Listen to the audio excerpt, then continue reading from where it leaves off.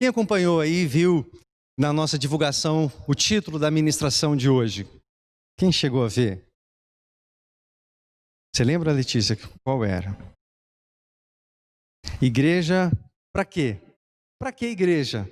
Eu acredito que essa é uma boa pergunta, né? Nesses dias que a gente tem vivido, em que nós ficamos 5 meses longe da igreja, pelo menos presencialmente, né, das programações, e sobrevivemos, não é verdade? E aí depois, no final desses 5 meses, a gente fala, poxa, igreja, para quê? Para que eu vou voltar lá? E a gente tem percebido, né, que a gente está enferrujado nesse negócio. A gente ainda vê algumas cadeiras vazias aqui e a gente chamou, né, com algumas pessoas para vir. Tinha uma expectativa de que muitos de vocês que estão nos assistindo aí pudessem estar aqui, mas às vezes estou acostumado demais, né? Está muito cômodo em casa, está gostoso e hoje está friozinho. E nós somos, às vezes, tentados, né, a permanecer do jeito que estava, né? Em casa, a gente fica deitadinho ali no sofá, está mais confortável, então eu não preciso gastar combustível para ir na igreja. Afinal de contas, para que igreja? A gente sobreviveu, a gente dá conta de fazer sozinho. Será que é isso mesmo? Será que é isso que a palavra do Senhor nos diz? O que será que é igreja? Será que igreja é um templo? Será que igreja é um pastor?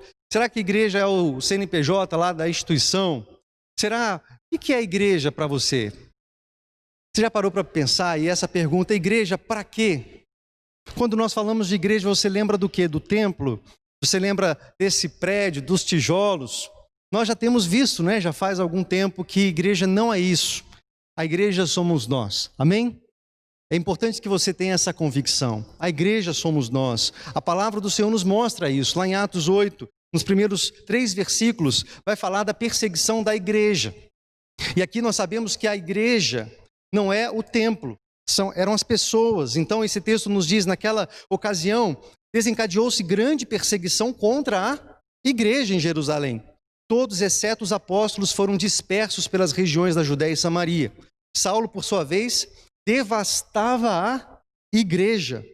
Indo de casa em casa, arrastava homens e mulheres e os lançava na prisão. Olha só, está falando não só de uma igreja prédio, tijolo. Na verdade, fala de pessoas que sofriam aqui perseguição. A igreja somos nós.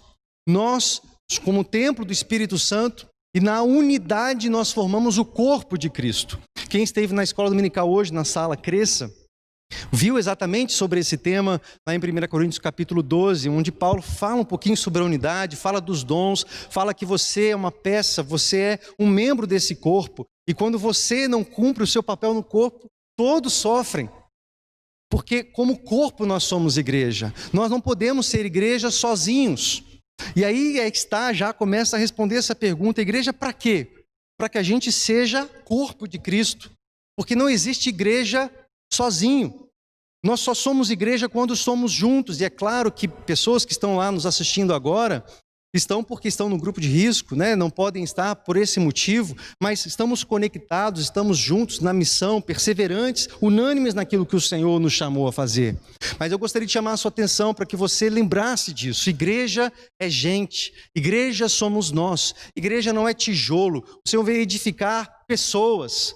E nós precisamos nos relacionar, estar dispostos a estar engajados numa igreja local, para que possamos viver o propósito de Deus. É isso que nós vamos falar nessa noite. Mas nessa introdução, eu quero chamar a sua atenção mais uma vez, porque a Bíblia fala que é em comunhão que nós vivemos o projeto de Deus. Essa palavra comunhão, lá no grego, no Novo Testamento, é a palavra koinonia, que significa participação, companheirismo, comunicação, ter em comum. E nós vemos isso em vários momentos do Evangelho. Eu gravei um vídeo recentemente falando, né, de um livro, 8 Hábitos, Líder Eficaz de Grupos Pequenos, e ele fala que, em um capítulo lá, é sobre comunhão. E aí ele fala que há 25 ordens no Novo Testamento que você só pode cumprir se for uns com os outros. Quantos aqui querem cumprir as ordens de Jesus? Amém? As ordens de Jesus são importantes para mim e para você. Mas aqui são 21 ordens que você só pode cumprir na presença de outros irmãos e irmãs. Honrar uns aos outros, servir uns aos outros, aconselhar uns aos outros, instruir uns aos outros. E a lista é extensa. Você só pode cumprir se você estiver se relacionando uns com os outros. Os 10 mandamentos, você vai ver, os 4 primeiros mandamentos vai falar da sua relação com Deus. Os outros 6 mandamentos vai falar da sua relação com o próximo. Olha a importância dos relacionamentos, mas você vai falar, mas foi tão bom esses 5 meses que a gente nem se relacionou tão perto de algumas pessoas. E se relacionar com pessoas é tão difícil. Tem atritos, não tem? Quem já viu alguns atritos na igreja? Aqui, claro que não, né? Ou em outro lugar, obviamente. Mas acontece, né? Em outros lugares, esses atritos, e é mais fácil a gente viver isolado. Mas eu quero que você entenda em nome de Jesus que nós somos igreja quando estamos juntos. É claro que a tecnologia nos ajuda, né? Nós, nesses 5 meses, fizemos nossos cultos online, foi bênção, pessoas foram edificadas, nós ouvimos muitos testemunhos. Eu não sei quantas pessoas estão aí agora conectadas simultaneamente com a gente, mas eu tenho certeza que nós, como igreja, estamos juntos nesse sentido. A tecnologia ajuda, mas nós não podemos transferir a nossa relação e confundir assistir um culto e ser igreja. Não podemos confundir ir ao templo com ser igreja de verdade. Então, os vídeos ajudam. Durante a semana você pode assistir novamente a mensagem. Você pode acompanhar se você estiver viajando, se você estiver com outro compromisso e você consegue assistir o culto online. Isso ajuda, mas não pode substituir a razão da igreja, que sou eu e você. Amém? Nós falamos na semana passada de um texto lá em Provérbios 27, 17, que fala, assim como ferro afia ferro, assim um homem afia seu companheiro. É na relação que nós somos afiados, é na relação que nós somos igreja, é na relação que nós vivenciamos o projeto de Deus para as nossas vidas. E eu gostaria de convidar você a abrir a sua Bíblia lá em 1 Coríntios, no capítulo 3. E antes de nós lermos esse texto em que Paulo vai olhar para a igreja lá em Corinto e vai ajudar aquela igreja a entender de fato o que significa ser igreja, o que de fato significa estar em comunhão uns com os outros. E havia problema naquela igreja. Você deixa marcadinho aí 1 Coríntios capítulo 3, mas eu gostaria de fazer um panorama aqui antes da gente começar a ler. Paulo planta essa igreja lá na cidade de Corinto. No final da sua segunda viagem missionária, ele fica 1 ano e meio lá, 1 ano e 6 meses em Corinto. Ele consolida a igreja, levanta alguns irmãos para cuidarem daquela comunidade. E Corinto era uma cidade muito importante, uma cidade grega muito importante naquela época. No entanto, era uma cidade pervertida, uma cidade onde ficava lá a sede da deusa Afrodite, que era a deusa do amor. Tinha mais de 1000 sacerdotisas, que eram, na verdade, prostitutas, e era uma cidade que vivia debaixo de depravação, de prostituição, homossexualidade. Era um contexto extremamente difícil naquela época, e isso, de certa forma, começa a prejudicar, influenciar negativamente a igreja. E aí, essa carta de Paulo aos Coríntios nos diz que uma irmã chamada Chloe liga para Paulo, né, pega o WhatsApp lá do Paulo e fala, Paulo, está com um problema aqui na igreja em Corinto. Está tendo divisão, está tendo contenda, e essa mulher leal a Paulo fala que estava tendo problemas, e Paulo acaba escrevendo então essas cartas que nós vamos ler. Inclusive, se Chloe não tivesse contado as tretas que estavam acontecendo lá na igreja local, nós não teríamos essa maravilha, né, dessas cartas que o apóstolo Paulo escreveu. Então, lá no capítulo 1, eu quero só reforçar que é uma introdução, tá? Nós vamos ler o 3, mas no capítulo 1, então, o apóstolo Paulo vai falar da vocação da igreja. Ele vai falar que a igreja tem um chamado à santidade, tem a chamada à comunhão, ela é chamada a glorificar a Deus. No capítulo 2, o apóstolo Paulo vai falar então da revelação do evangelho, que é sobre esse evangelho que a igreja precisa ser construída. Então ele fala da morte do Filho de Deus, de Cristo Jesus na cruz, fala do plano de salvação de Deus e fala também da aplicação do Espírito Santo. Então nesse capítulo 2 ele fala da Trindade, que é a base da igreja e precisa de fato ser a base da igreja. No capítulo 3, nós aterrissamos onde nós vamos ler agora. Paulo então vai falar especificamente sobre os problemas que estavam acontecendo naquela comunidade e vai ajudar, porque ele usa 3 metáforas, 3 comparações para mostrar para os irmãos lá da igreja de Corinto o que significa ser igreja.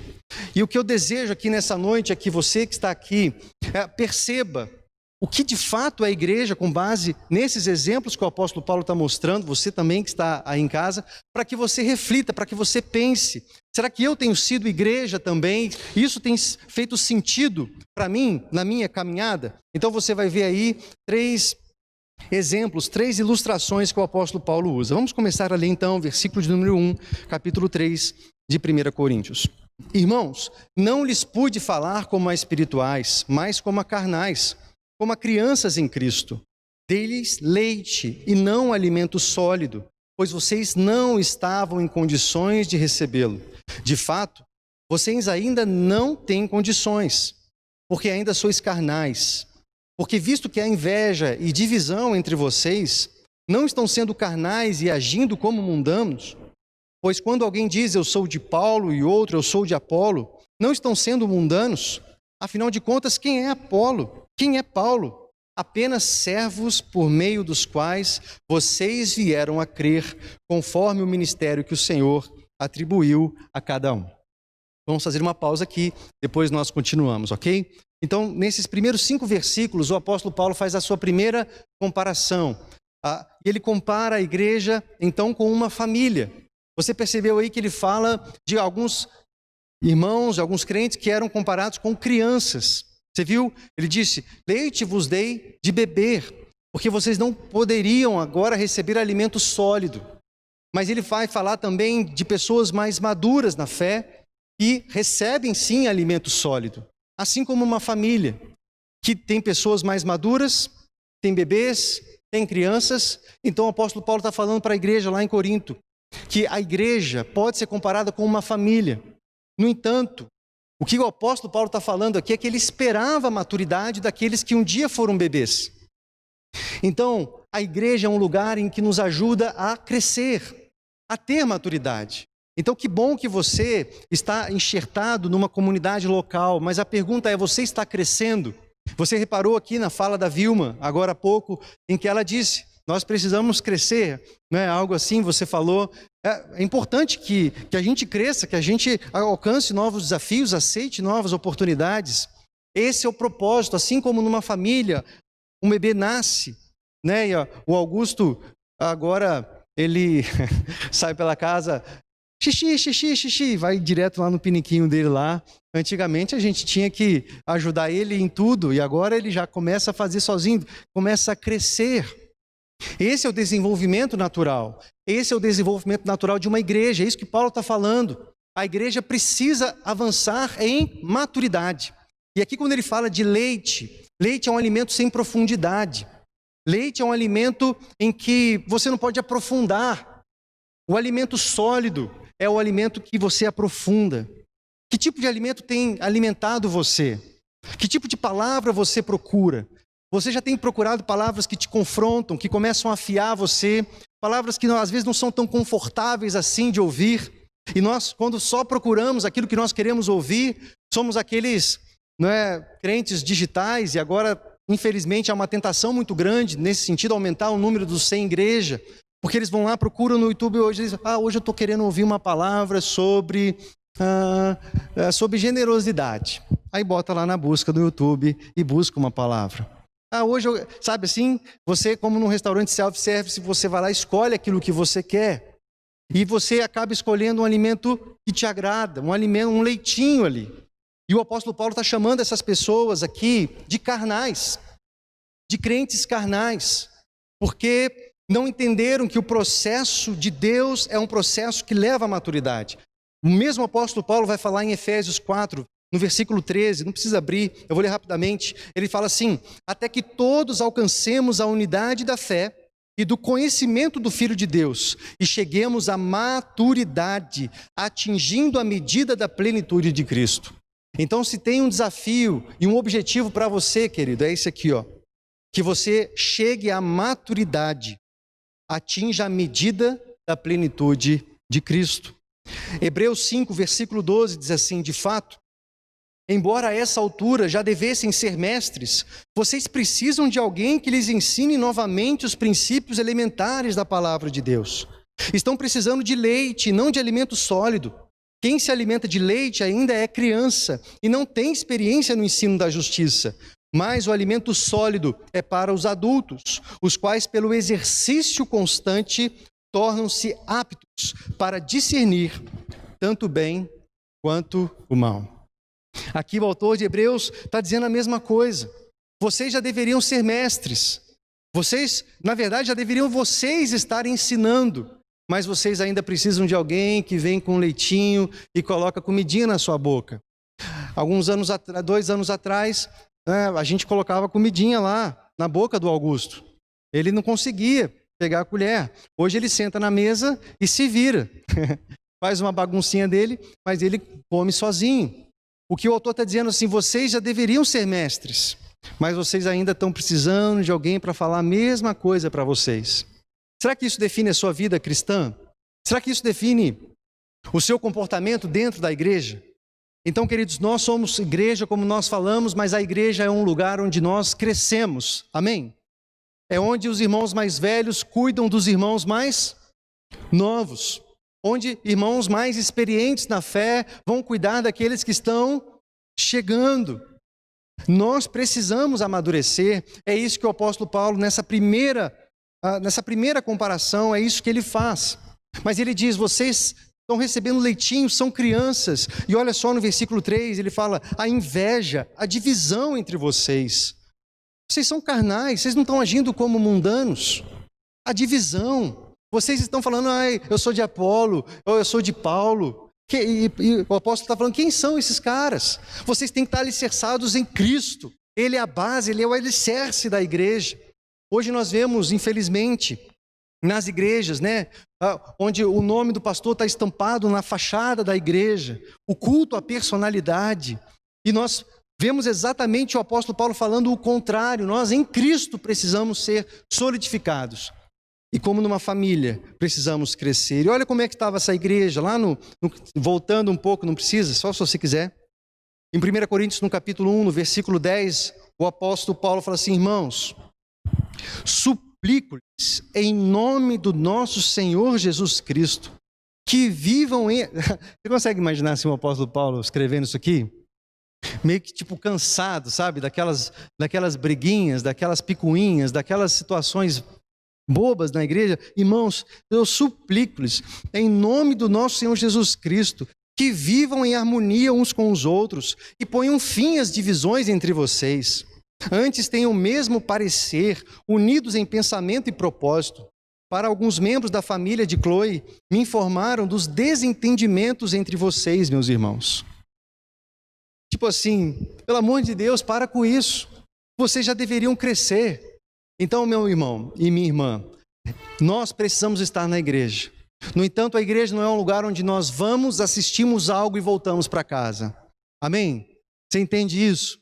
A igreja é um lugar onde nós somos equipados para crescer.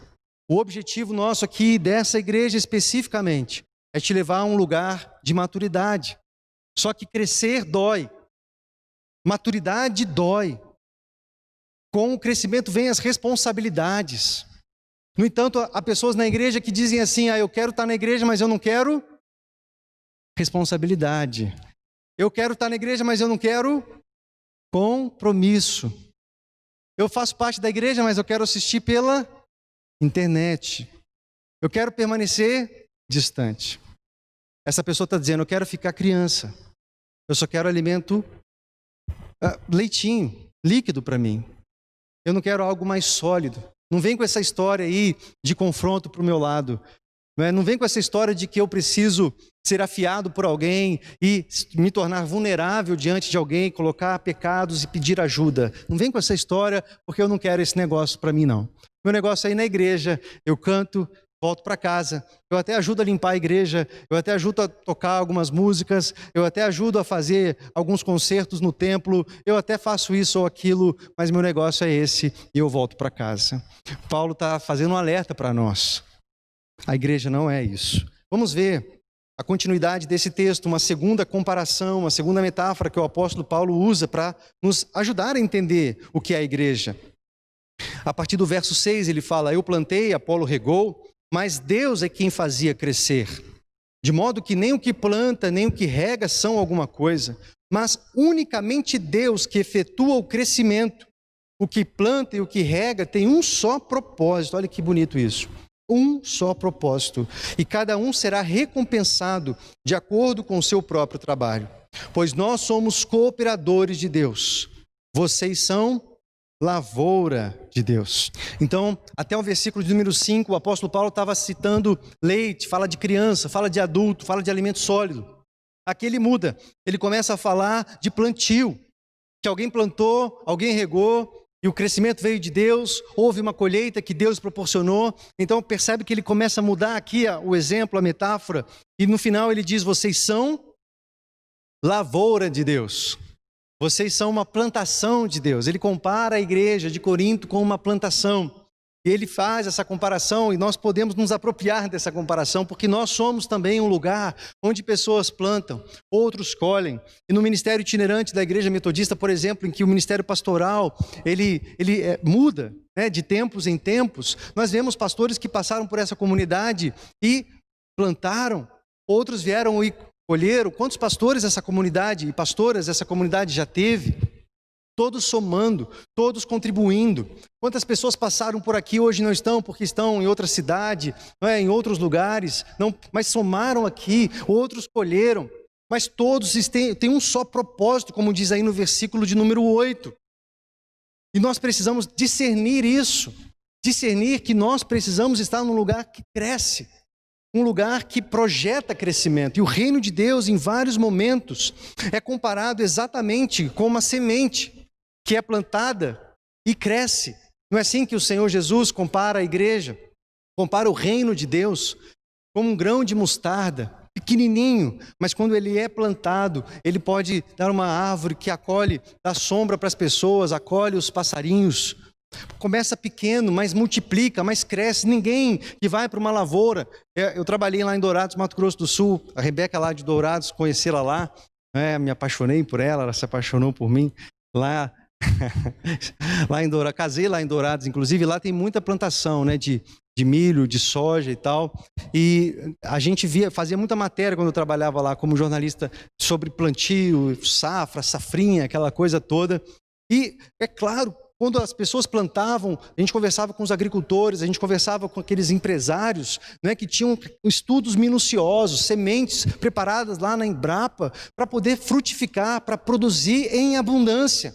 Ninguém que vai para um plantio não quer crescer, não quer colher. Todo mundo que vai para um plantio, para uma semeadura, ele quer o quê? Ele quer colher.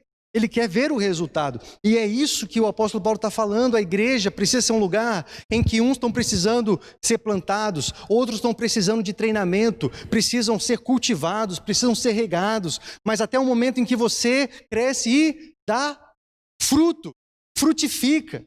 Porque o fruto é algo que vai ser requerido de mim, de você. E nós vamos ver nesse texto aqui no final também. João, no capítulo 15, Jesus fala: eu sou a videira, meu pai é um agricultor. Todo ramo que estando em mim dá fruto, dá muito fruto. E ele diz também que o ramo que não dá fruto é cortado. Porque o grande propósito da gente, como ramos dessa videira, é a frutificação, são os frutos.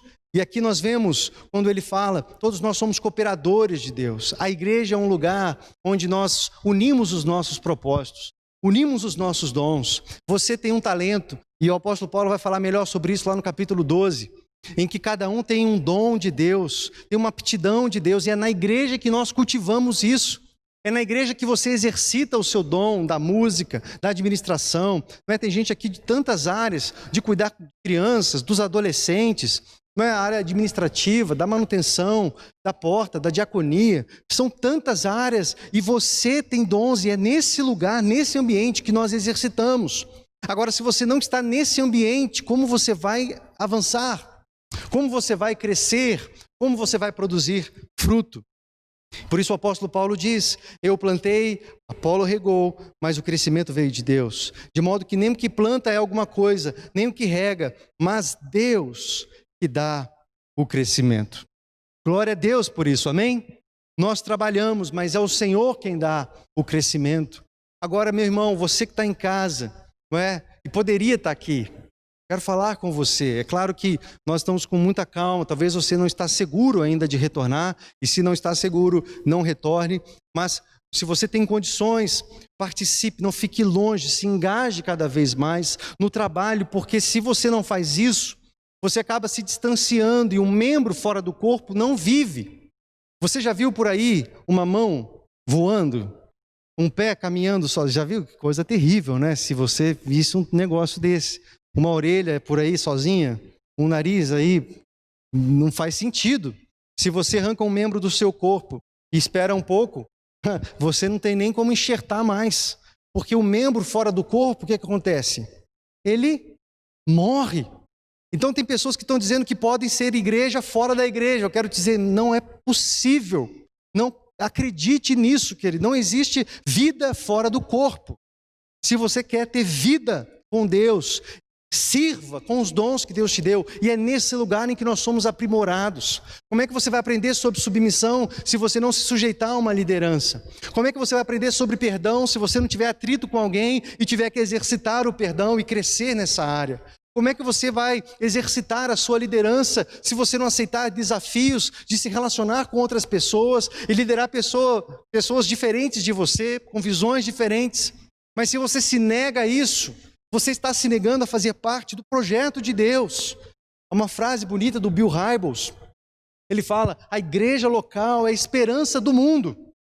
Bonito isso, não é? A igreja local é a esperança do mundo. Quando a igreja local é de fato igreja, onde nós unimos os nossos propósitos para um propósito, um destino só, alicerçados na palavra, no evangelho de Jesus, nós alcançamos multidões, amém? Nós servimos aos perdidos, aos pobres, às viúvas, aos órfãos. É a igreja fazendo a diferença na sociedade. Mas quando nós queremos só assistir um culto pela internet, ou apenas frequentar um lugar e voltar para casa e não aceitar nenhum tipo de desafio sobre nós estamos negando a ser aquilo que o Senhor nos chamou para ser. E não existe nada pior do que estar fora da vontade de Deus, você concorda comigo? Porque tudo que você fizer fora disso é frustrante, você não é feliz. Você pode gastar fortuna com outras coisas, mas se você estiver distante daquilo que Deus te projetou, você vai ser a pessoa mais infeliz que tem. Com dinheiro, com família, com qualquer coisa, você sabe que não é suficiente, porque você não cumpre aquilo que o Senhor te chamou a fazer. Há um propósito, há um destino, e nós precisamos ser alicerçados nisso. E aqui o texto fala também de algo maravilhoso, que cada um vai ser recompensado. Olha aí, no final do versículo de número 8, cada um será recompensado de acordo com o seu trabalho. A igreja é essa lavoura em que nós plantamos, que nós regamos, que nós trabalhamos, o crescimento vem de Deus, as pessoas são alcançadas, a cidade é impactada, amém, queridos? Porque a luz só faz sentido nas trevas, e o Senhor nos chamou para isso. Então nós temos que tirar toda a ferrugem aí desses 5 meses e falar: vamos ser igreja em nome de Jesus, vamos trabalhar, vamos alcançar o perdido, vamos ser luz nesse bairro aqui. Vamos fazer mais do que temos feito. Existe mais do que só assistir um culto uma vez por semana, ou na terça-feira também, né, Jim? O culto de oração. Há muito mais que isso, ser igreja é muito mais. Então se engaje, seja aquilo que o Senhor te chamou a fazer, porque Deus dá o crescimento e dá também um galardão, a recompensa segundo o trabalho de cada um.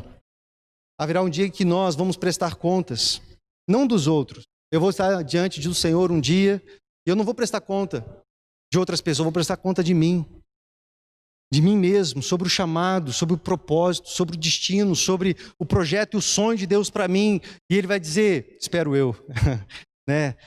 Parabéns, servo bom e fiel. Foste fiel no pouco, sobre o muito te colocarei. Entra no gozo do seu Senhor. Você vai prestar conta de você mesmo. Salvação individual. É claro que aqui o contexto não é de salvação. Aqui o contexto é de galardão, porque o trabalho te traz galardão, recompensa no céu. Nós somos salvos não pelo trabalho, nós somos salvos pela graça. No entanto, quando você é alcançado pela graça, você quer trabalhar. E quando você trabalha, você tem galardão, você tem recompensa. É o que o Senhor está prometendo para mim e para você, amém? Que boa notícia, né? Glória a Deus por isso. Agora vamos para a última comparação que o apóstolo Paulo faz, eu caminho para o final. A igreja agora, ele vai falar que é um edifício.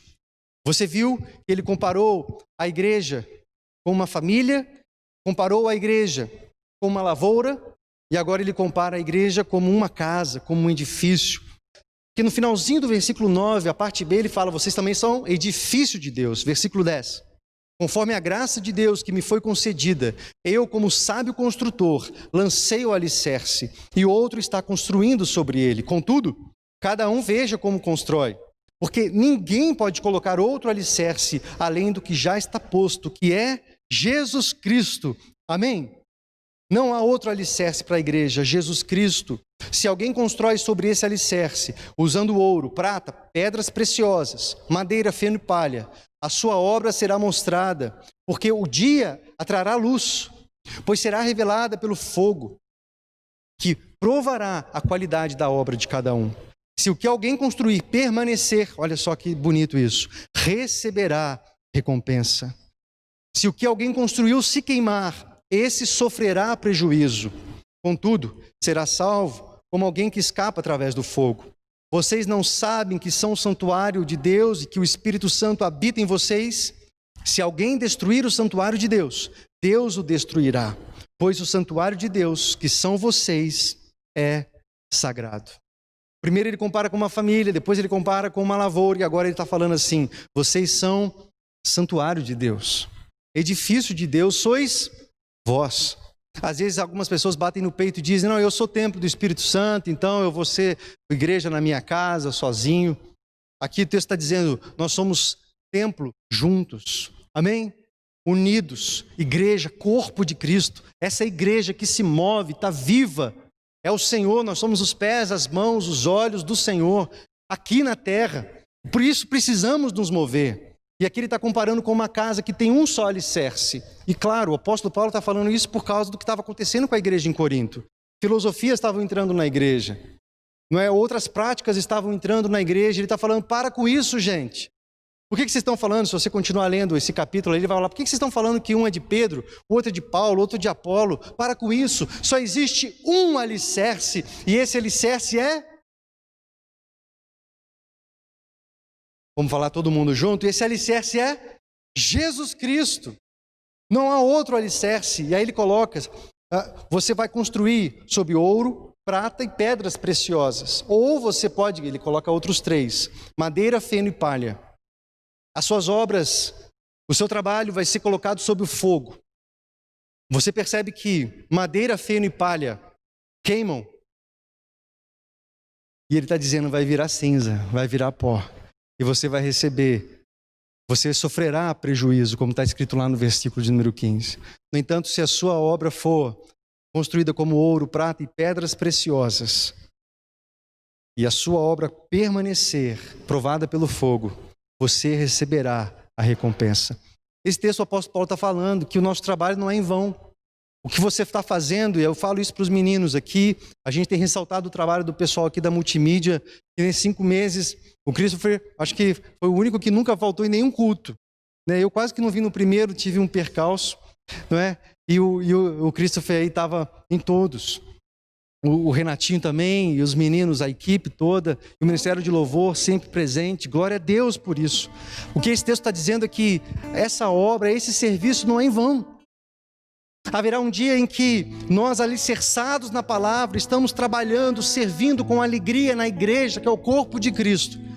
Essa obra como ouro, como prata, como pedras preciosas, provada pelo fogo, elas permanecem, elas estão, é como se ele estivesse dizendo, parabéns, você construiu sobre o alicerce de Cristo, você construiu sobre motivações corretas, você construiu sobre um trabalho bem feito, com motivações certas, mas se o seu trabalho for feito como madeira, feno e palha, ele vai dissolver, vai virar cinza. Talvez foi feito com motivação errada, foi feito sob alicerce errado, para enaltecer homens, para enaltecer um nome, uma denominação, um pastor ungidão, não é um apóstolo, um patriarca e por aí vai. Mas ele está falando só a um alicerce, e esse alicerce é Jesus.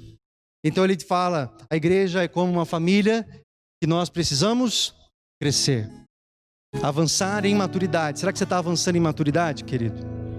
Você é melhor hoje do que você era ano passado? Você tem mais responsabilidades hoje na igreja, no corpo, do que você tinha no ano passado, há 2 anos atrás? O que você faz hoje? Você hoje consegue abençoar e ajudar outras pessoas mais do que você fazia anos atrás? Você, como um irmão mais velho, está cuidando dos mais novos ou você quer saber só do seu?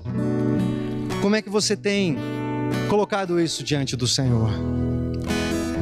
Esse texto está dizendo só há um alicerce. E quando você entende esse alicerce, é a última canção que nós cantamos aqui. Você se rende totalmente. Lá em Mateus, no capítulo 13, Jesus conta uma parábola. E essa parábola tem 2 versículos só. Se você quiser anotar, vê depois, Mateus 13, 45 e 46. É a parábola da pérola de maior valor. Você lembra dessa parábola? De um comerciante que procurava pedras preciosas. E ele tinha lá suas pedras preciosas, a sua riqueza, mas um dia ele encontra a pérola de maior valor. E Jesus diz, o reino de Deus é como esse homem que encontra a pérola de maior valor. Ele vende todas as outras pérolas, tudo que ele tinha, para adquirir aquela pérola. Será que você já encontrou a pérola de maior valor? Você já abriu mão de todas as coisas? O apóstolo Paulo fala sobre isso, ele diz aos Filipenses, eu abro mão de todas as coisas pela sublimidade do conhecimento de Cristo Jesus, meu Senhor. Eu considero tudo como esterco. Eu considero tudo como refúgio para conhecer mais do meu Deus. Nós cantamos, abra os olhos do nosso coração, quero te ver. Qual é a intensidade desse seu pedido para o Senhor? O apóstolo Paulo está falando, eu considero tudo como perda para conhecer mais desse Deus. Quando você constrói a sua vida sob esse alicerce, querido, você é como um edifício que cresce, sólido, provado pelo fogo. Você permanece firme até o final. Mas muitos constroem sobre areia, sobre outros alicerces, como acontecia aqui, infelizmente, na igreja de Corinto. E quando vem o fogo, vem a provação, vem a adversidade, vem a dificuldade, essas pessoas ficam pelo caminho. Você é chamado a construir sobre o alicerce de Jesus Cristo, em nome de Jesus. Somos uma família de Deus, somos lavoura de Deus, edifício de Deus. Família de Deus fala de maturidade. Lavoura de Deus fala de quantidade, de produção, de fruto. E edifício fala de qualidade, de construir com ouro, prata e pedras preciosas. Fala de qualidade. Então você precisa crescer, mas crescer dando fruto, quantidade, mas crescer também em qualidade. A igreja ajuda você nesse processo. Por isso não fica fora da igreja. Que bom que você está aqui no culto, glória a Deus. Mas eu quero te ver aqui no próximo domingo em nome de Jesus. Se você estiver dentro, dos critérios, não deixe de participar. Você que é pai, tem filho adolescente, toma cuidado com isso. Traga seu filho adolescente, invista nisso. Seu filho ficou 5 meses longe do templo, acessando todo tipo de conteúdo. Valorize esse momento aqui. Que nós possamos crescer em maturidade como família de Deus, em quantidade como lavoura de Deus, dando fruto, amém? A 30, 60, 100 por 1, mas fazer isso com muita qualidade, alicerçados nesse evangelho, não sendo levados por ventos de doutrinas, que nós possamos realmente receber esse evangelho puro e simples de Jesus, que custa tudo que você tem. Infelizmente, nós somos tentados a construir a igreja, sobre outros evangelhos. Vem, tá tudo certo, vem, continua adulterando, continua fornicando aí, você nem casou e está tendo relação, de boa, pode vir, e constrói sobre esse alicerce. Mas a Bíblia não nos mostra esse tipo de evangelho. O evangelho de Jesus mostra algo que custa tudo que nós temos. Jesus disse, Lucas 14, quem não renuncia tudo quanto tem, não pode ser meu discípulo. Quer me seguir? Negue-se a si mesmo. Vamos ficar em pé, queridos, em nome de Jesus.